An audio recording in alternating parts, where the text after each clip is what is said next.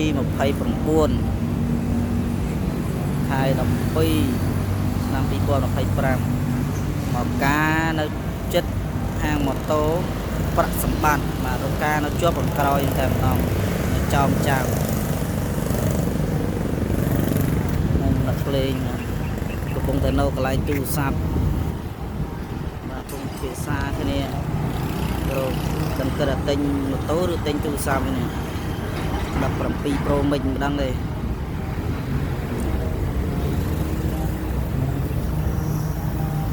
បាទនេះខាងនេះរកការបាទនេះខាងនេះហាងម៉ូតូ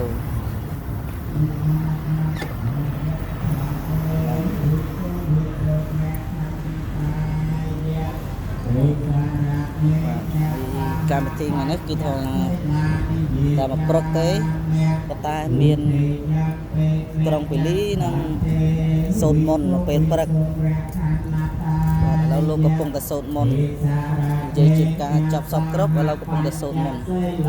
បាទហើយមានអ្វីទទួលបងប្អូនតាទេយ៉ាងពេកយ៉ាងផនទេវិសងរខណតាយៈទេសារៈនេនសហបញ្ចសិលានិយាចាមៈ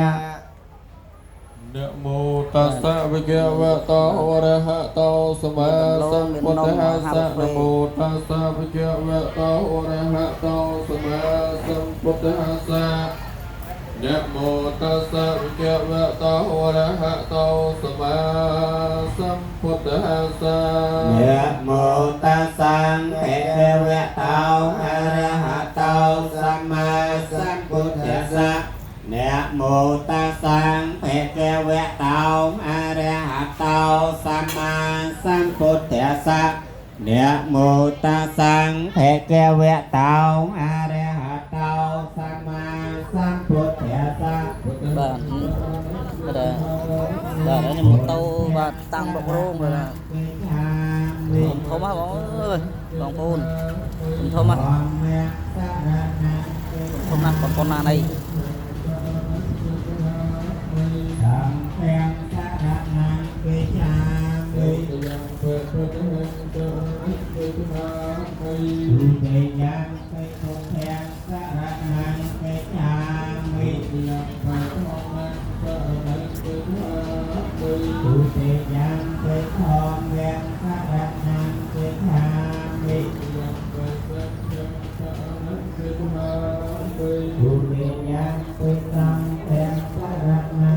បាទឥឡូវមកយកកាហ្វេហូប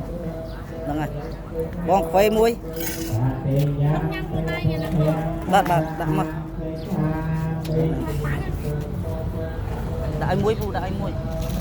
ដាក់កាហ្វេខ្មៅកាហ្វេខ្មៅអត់មក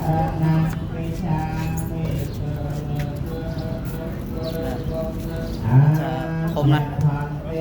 ម៉ាក់ស្អីធំណាស់ GS